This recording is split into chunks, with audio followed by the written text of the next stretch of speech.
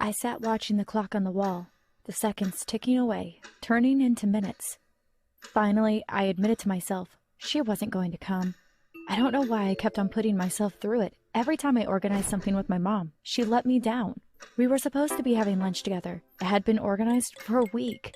It wasn't as if she even came up with good excuses. Often she would just say she forgot. It hurt me that she didn't make an effort to spend time with me. I'll just give her 5 more minutes, I thought to myself.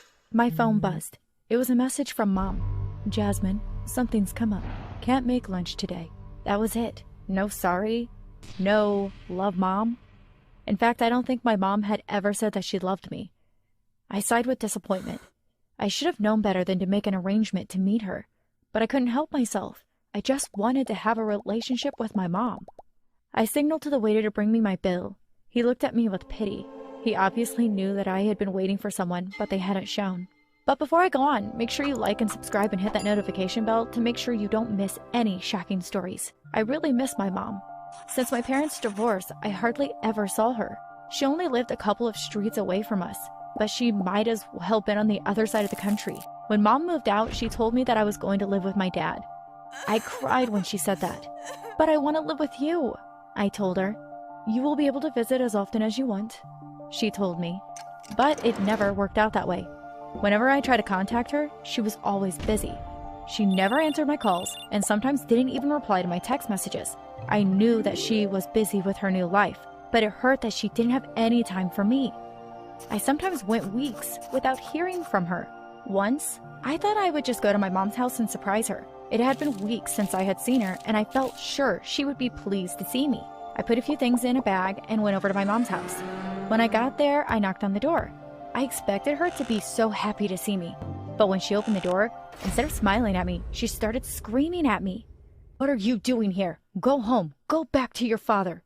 Her words cut into my heart like a sharp knife. "But Mom, I came to surprise you," I said, tears filling my eyes. "You need to leave right now," she said angrily. "Don't ever come here unannounced again." She slammed the door shut. Surely she wasn't going to leave me just standing there on the step. But that's exactly what she did. I waited for a few minutes, but eventually I realized she wasn't going to invite me in. When I got home, I ran straight up to my room and just lay on my bed, sobbing. I couldn't understand what I had done to make my mom want to ignore me. I understood that she had a new family now, and I was fine with that. I had 2 new stepsisters, and even though I hadn't really spent that much time with them, I liked them. I would have to find another way to get close to my mom. I decided that I would be friendly to my stepsisters at school, and then hopefully they would invite me to play with them at home. The next day at school, I made sure to bump into them. "Oh, hi, Lisa. Hi, Carla," I said. "Oh, hi, Jasmine. I've got something for you." I gave them a bag of candy each. Their eyes lit up. I knew that Mom didn't let them have candy very often, so this was a big treat for them. "Thank you, Jasmine," they said, smiling. "Hey, why don't we hang out this weekend?" "Okay." The following weekend, my dad was away for a work convention, so I was staying at my mom's house. I was so excited. It was months since I had spent a whole weekend with my mom. Friday morning, I packed my bag for the weekend. I was going to my mom's house straight after school. I wondered what Mom had got planned for us. Maybe she might take me into town shopping. Just the 2 of us. The school bell rang and I waited outside the school gates for Lisa and Carla, but they were nowhere to be seen. I was sure Mom had said they were going to walk home from school with me. I waited for another 20 minutes, but they were nowhere to be seen. I decided I would just go to Mom's. When I got there, Lisa and Carla were sitting in the room watching TV. "Why did you leave without me?" I asked them. "Oh, sorry. We forgot," they said. I decided to let it go. I didn't want to have a fight with them on our first night together. I went into the kitchen to ask Mom what we were going to be doing the next day. "Oh, I don't have time to do anything with you, Jasmine. You will have to amuse yourself," she said. Then she told me that it would probably be better if I spend the evening in my bedroom catching up with some schoolwork. "You might as well eat your dinner in your room, too," she said. "I'm busy at the moment. I have to plan Lisa's birthday party." I couldn't believe my ears. Lisa was having a birthday party? I had never even received a birthday card from my mom, never mind a present or a party. I spent the evening alone in my room. I could hear my sisters and my mom and stepdad downstairs. They were obviously having dinner together. I could hear them laughing and joking around. I wanted to cry, but I was determined not to let my weekend be ruined. The following day, we were outside in the garden. "Lisa, Carla, let's play hide and seek," I said. I'll count first." I counted to 100 and went to look for them. It didn't take me long to find them. They hid in the most obvious places. "Now it's your turn to count, Carla," I told her. Carla started counting and I ran and hid in a bush at the end of the garden. I sat there, but Carla didn't find me. I must have been in that bush for at least an hour. Eventually, I decided to give myself up. But when I came out of my hiding place, Lisa and Carla were nowhere to be seen. I went in the house. They were sitting together watching a movie and eating popcorn. I couldn't believe they ditched me and came inside.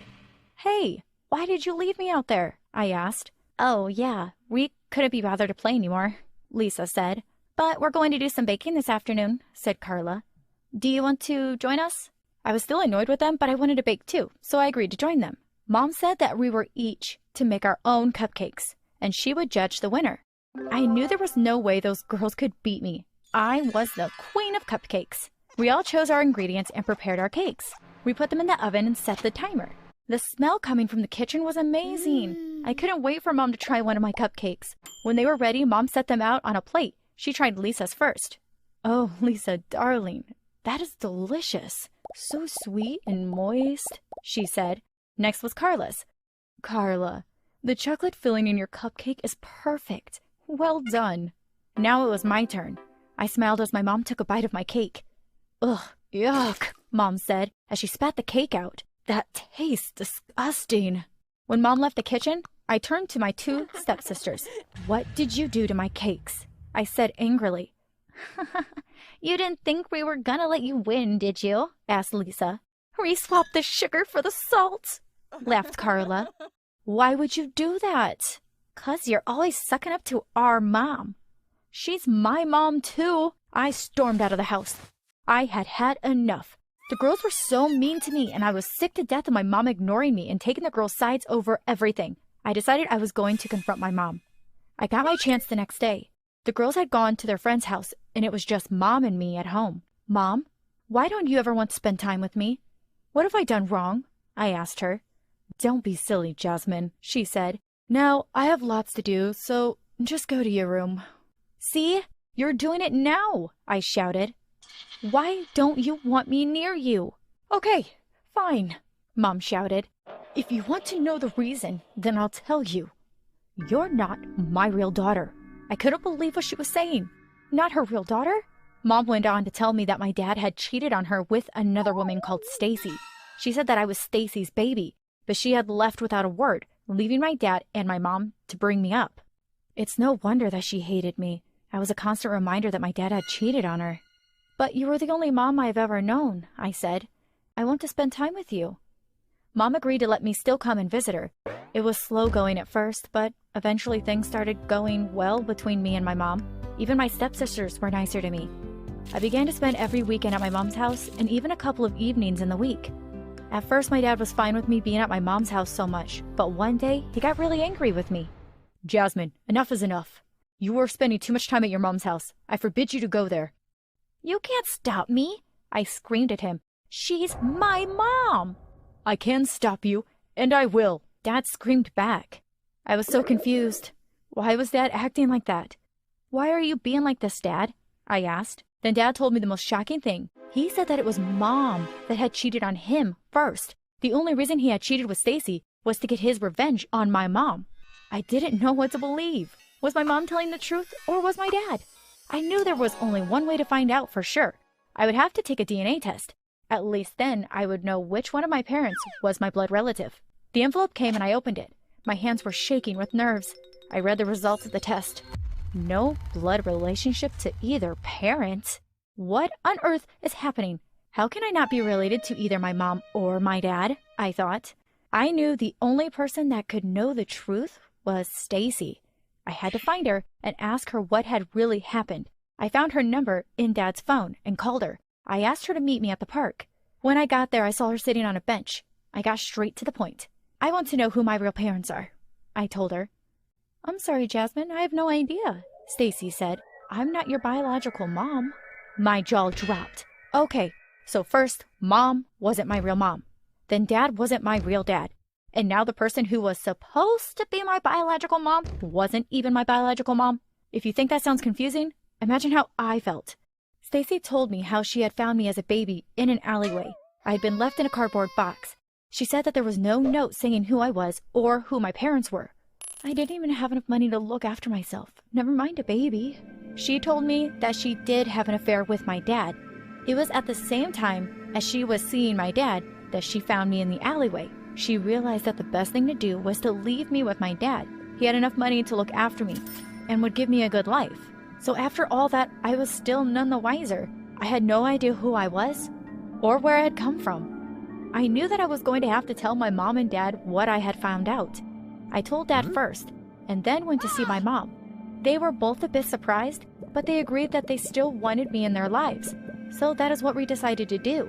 I now spend half my time with my mom, and the rest of the time with my dad.